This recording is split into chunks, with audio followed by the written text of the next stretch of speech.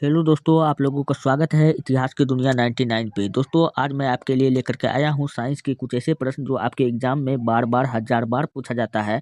तो उन प्रश्नों का आज आपको काफ़ी शानदार, जानदार डिस्कशन मिलने वाला है। तो चलिए हम लोग प्रश्नों को स्टार्ट करते हैं। पहला प्रश्न आपके सामने में है, किसी तारे का रंग दर्शाता है। दोस्तों, किसी तारे का रंग पूछेगा, क्या दर्शाता है? तो किसी तारे का जो रंग होता है दोस्तों, उसके ताप को दर्शाता है। क्या दर्शाता है? ताप को दर्शाता है। आपको ये बात याद रखना है। दोस्तों, तारे का रंग के आधार पर उसका तापमान का पता चलता है। तारा में जो रंग होता है, इसी के आधार पर पूछेगा हमको किसका पता चलता है? तापमान का पता चल जाता है। आपको ये बात याद रखना है। साथ ही तारे का रंग या उसकी उम्र का भी संकेत का पता चलता है। आपको ये बात याद रखना है। अच्छा, क्वेश्चन पूछा जाएगा कि तारे की मृत्यु कहाँ होता है? तो आपको याद रखना है कि तारे का जो मृत्यु होता है दोस्तों, ब्लैक होल में होता है। कहाँ होता है? ब्लैक होल में होता है। और तारे का जन्म भी पूछेगा कहाँ होता है, तो आपको बताना ब्लैक होल में होता है। चलिए बढ़ते हैं नेक्स्ट। अगला प्रश्न आपके सामने में है, निम्नलिखित में से किसे जंतु विज्ञान का जनक माना जाता है? दोस्तों, जंतु विज्ञान का जनक हम लोग किसको कहते हैं? तो जंतु विज्ञान का जनक हम लोग किसको कहते हैं? तो जंतु विज्ञान का जनक हम लोग अरस्तू को कहते हैं। किसको कहते हैं? अरस्तू को कहते हैं। इस अरस्तू का किताब का नाम क्या था? Historia planetarium. क्या नाम था? Historia planetarium. और इन्होंने इस बुक को लिखा था, इसमें 500 जीव जंतु के बारे में लिखा था। और यह किताब काफ़ी फेमस हुआ, इसलिए इसको हम क्या कहते हैं? जंतु विज्ञान का पिता भी कहते हैं। एडवर्ड जेनर ने किसका खोज किया था? इन्होंने चेचक के टीका का खोज किया था। किसका किया था? चेचक के टीका का खोज किया था। हैकल ने क्या किया था? हैकल ने लवक शब्द दिया था। कौन सा शब्द दिया था? लवक शब्द दिया था, जो केवल पादप कोशिका में पाया जाता है। डार्विन ने क्या दिया था? प्रकृति के चयनवाद सिद्धांत दिया था। कौन क्या दिया था? प्रकृति के चयनवाद सिद्धांत दिया था। चलिए बढ़ते हैं नेक्स्ट। अगला प्रश्न आपके सामने में है, आनुवंशिकता के नियम प्रस्तुत किए गए थे। आनुवंशिकता का नियम किसके द्वारा प्रस्तुत किए गए थे? तो वो किसके द्वारा प्रस्तुत किए गए थे? मॉर्गन के द्वारा? बिल्कुल नहीं। वेटसन के द्वारा? बिल्कुल नहीं। माइकेली के द्वारा भी नहीं। मेंडल के द्वारा। किसके द्वारा? मेंडल।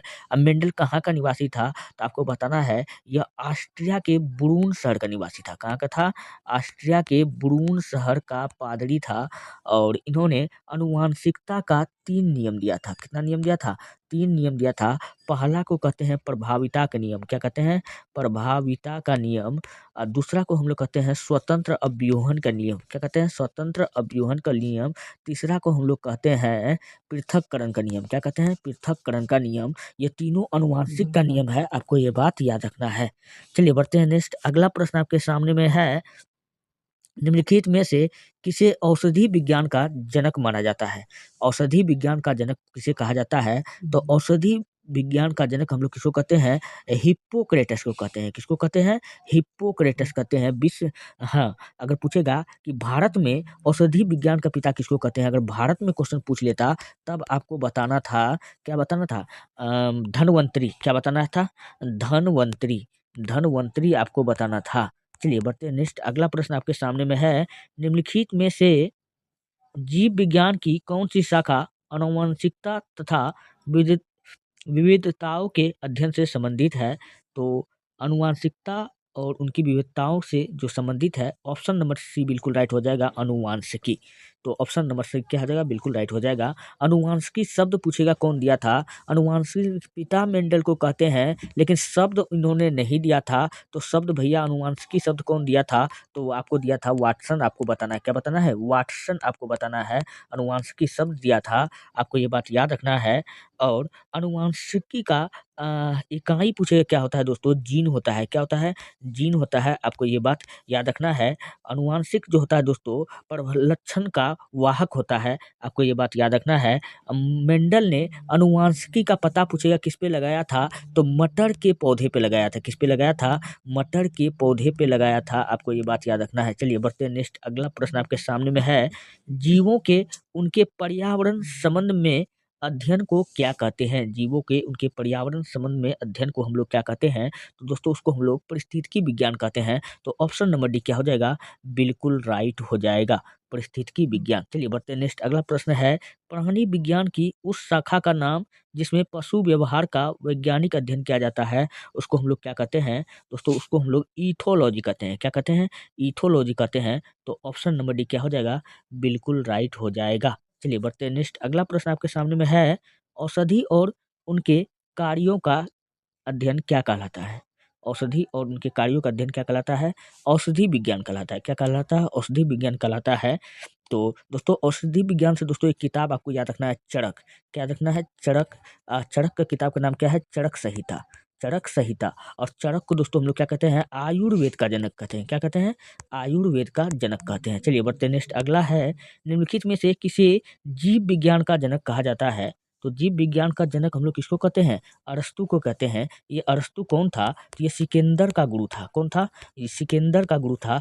सिकंदर पूछेगा भारत पर आक्रमण कब किया था? तो 3 दूना 6 यानी 326 ईस्वी में किया था। कब किया था? 326 ईस्वी में किया था। आपको ये बात याद रखना है।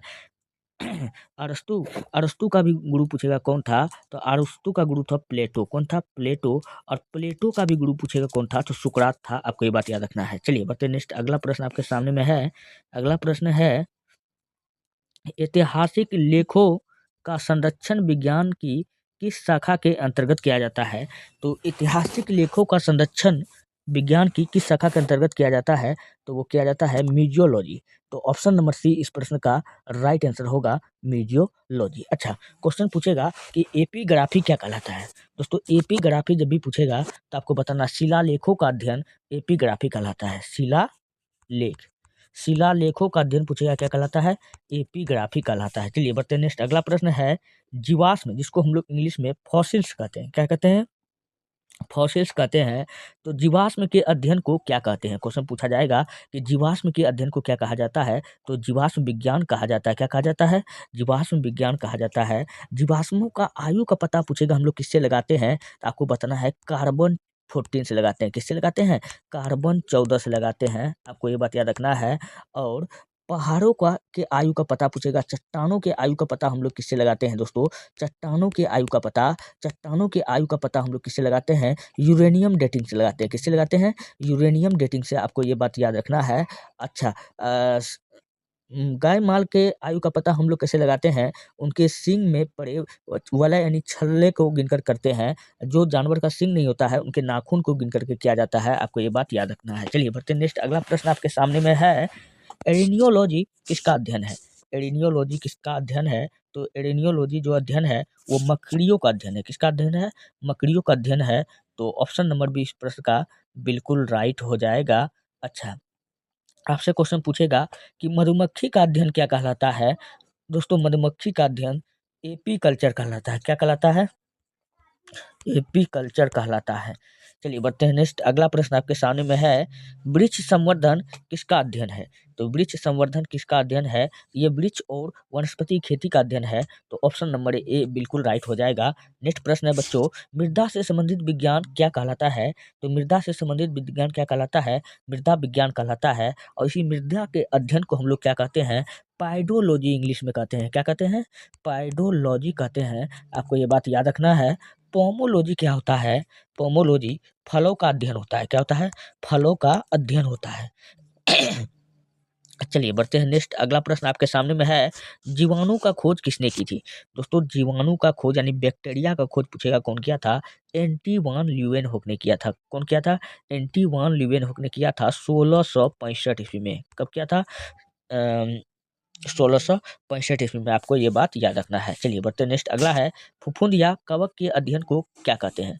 फफूंद या कवक के अध्ययन को हम लोग कवक विज्ञान कहते हैं। तो ऑप्शन नंबर सी क्या हो जाएगा? बिल्कुल राइट हो जाएगा।